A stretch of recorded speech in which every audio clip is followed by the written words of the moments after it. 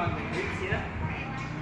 Remember when you pass someone guard, especially standing, I don't really like to stand like up here, because you expose your legs, you expose, like you see, you can go for the laiva, you can go for single leg hands, a lot of things you can do. So I don't really like to go like high up.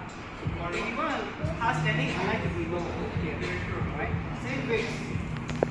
So last week we've been working on the knee slide, Toreado, and also the stack pass. So if the person actually, like let's say, I put the Toreado grip, the person put his knee towards his chest here. And this will not able to do the Toreado pass because his knee is blocking. As you can see, now I cannot go for the knee on belly. Guys, I think you guys should just come here and watch. Later you cannot see. So as you can see, I don't have access to the Toreado or knee on belly. So there's a few options. Last week I was like saying you can always switch to a stack pass. While Neil go for the knee slice. Right? So we work on the knee slice again today, right? So once I'm here, when the person's chest and when the person's knee is next near to the chest, what I want to do is that I want to push his knee down to one side. So I switch my grip, 1 and 2. And immediately I switch my knee onto a knee slice position right here. Alright? As you can see, I still remain my grips right here. I don't let go. But I don't push my hand like this. Right? This is wrong. The reason this is wrong is because my hand is not strong enough to control the person's leg like this, and you can just push it down. And from here, you might get a knee shield.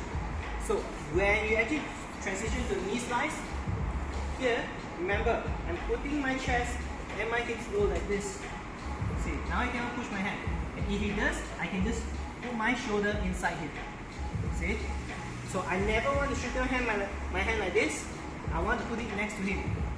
Using my shoulder, using my chest. Now, I just switch here. Alright? So one more time. 1, switch. Go for knee slide. Remember, don't straighten your arm. Hip side. Sometimes you can use your hip as well if you want. Alright? But don't put your posture like this. Never do this. Always straight up. Alright?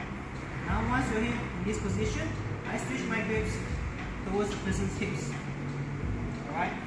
Putting forward pressure onto the person. Alright? For me, I like to grab the person's head here. And I bend it. Alright? So once I'm here, okay. So once I'm here in this position, what I want to do is that I go forward. And now I knee slice 45 degrees this side. Here. Remember, when I go for the knee slice, my butt is not touching the floor like this.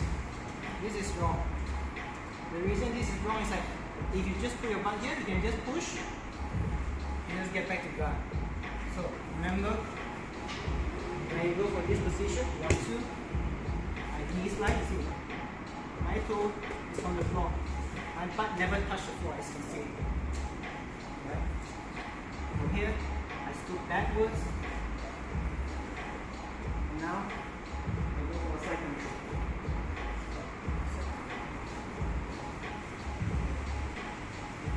So, when you go for side control from this position, I don't usually like to use the shoulder.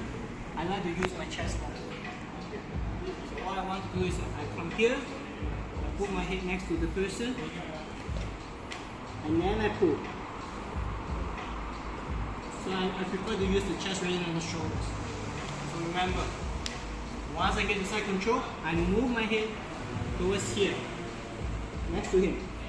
And when I put it down, when I pull him towards me, I move my head downwards again. Okay. Alright, you guys understand so far? Alright, so one more time. Toreado, the person defend by getting his knee and elbow connection. So from here, I get to a knee side position. Remember, shoulder, head, go. Not here.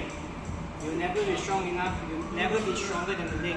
So if you push, this is a different position maybe. Once I'm here, go inside. 1, 2, grab the head, knee slice. See, I still grab the head, I never let go. Flatten his hips. to side control, and to pressure. You guys understand so far? Have any questions? Any questions in mind? Alright, do you guys need to see it again?